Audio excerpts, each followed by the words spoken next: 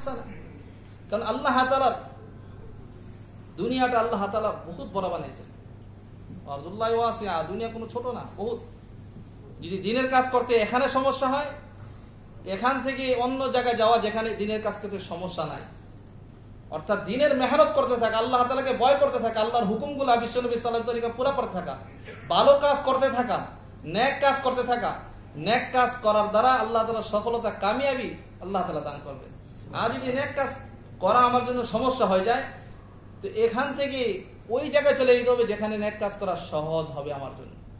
আর যদি সবরের সাথে এখানে থেকে কষ্ট করে করি, যেরকম ভাবে সাহাবায়ে কেরাম করছেন, যেরকম তাবেঈন করছেন। বিশ্বনবী সাল্লাল্লাহু আলাইহি সাল্লাম মক্কাতে